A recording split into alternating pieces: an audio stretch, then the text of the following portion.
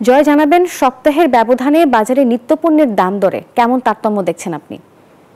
ধন্যবাদ আপনাকে। দেখতে পাচ্ছেন যে বাজারে আমি আছি এখানে পণ্যের কোনো কমতি নেই, তবে সবজির দাম আমরা দেখছি আবার কিছুটা বাড়তে শুরু করেছে। তো এখানে লেবুর দাম যেমনটা বেড়েছে তেমনিভাবে বেগুনের দামটাও কিন্তু অনেকটা বেড়েছে। আমরা দেখছি একটু আগে রিয়াজউদ্দিন বাজারে সেখানে 70 থেকে 80 টাকা কেজিতে তারা বেগুন বিক্রি করেছে। একই সাথে কাঁচামরিচের দামটা কিছুটা কম আছে, শসার দাম দেখছি 50 টাকা থেকে একটু বেশি দামে তারা বিক্রি করছে।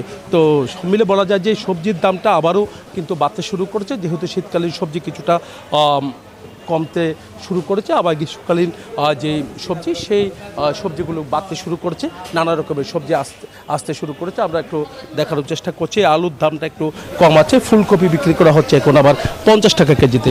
তবে বাজারে টমেটোর দামটা একটু কম আছে, ভেন্ডির দামটা কিন্তু আমরা দেখছি অনেক বেশি বিক্রি করা হচ্ছে। সব মিলিয়ে বলা যায় যে বেগুন, যে রমজানে কিন্তু রোজার সময় বেগুনি তৈরি করতে কিন্তু বেগুনের প্রয়োজন হয়, কিন্তু বেগুনের দামটাই কিন্তু আবার হু হু করে বাড়তে শুরু করেছে। একই সাথে যে বরবটির দামও বেড়েছে। বেগুন দেখতে পাচ্ছেন যে বড় সাইজের যে বেগুন তারা কিন্তু এখানে 70 থেকে 80 টাকা কেজিতে তারা বিক্রি করা হচ্ছে।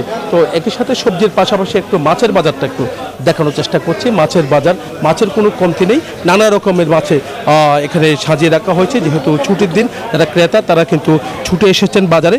আমরা দেখছি ক্রেতাদের সমাগম অনেক বেড়েছে।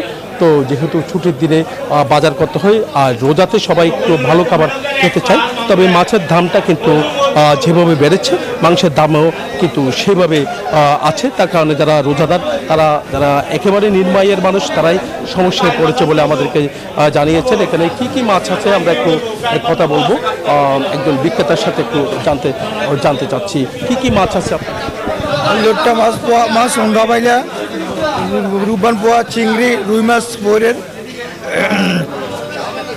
দাম মাছ কম, চাহিদা কম, সাগরের মাছ কম, পুকুরের মাছও কম, এই জন্য একটু মোটামুটি। তারপরে আগে চাহিদা একটু বেশি নাই, আগের থেকে একটু আমদানিটা কম দাঁড়ি, কাস্টমার নাই বাজারে, ক্রেতা নাই, ক্রেতা কম, অবস্থা বেশি খারাপ, ব্যবসা বাণিজ্যের একদম পরিস্থিতি বেশি খারাপ। আমরা ব্যবসা করতেছি, লস দিয়ে করতেছি, কিনে দামে আইন না, কিনে দামে বেচতে পারতেছি।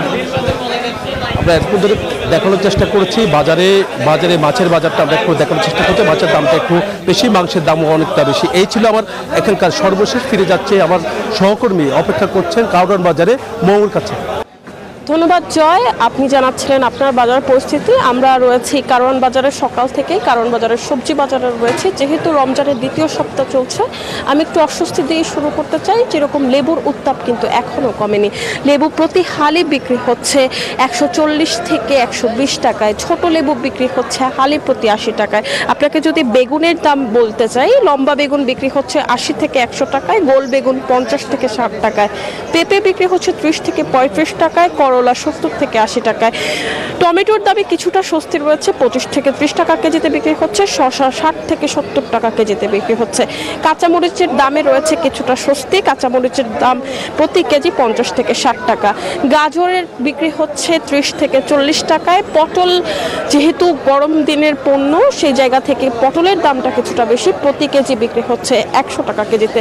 রমজানের দ্বিতীয় সপ্তাহের অনুযায়ী শুক্রবারে আসলে ক্রেতার সমাগম অনেকটাই কম এবং আমরা দেখতে পাচ্ছি যে বিক্রেতাদের সাথে কথা বলে জানা গেছে যে অনেকটাই ক্রেতা সমাগম কম। তারা আশা করছেন যতটুকু বেলা গড়াবে ক্রেতা সমাগমও অনেকটাই বাড়বে।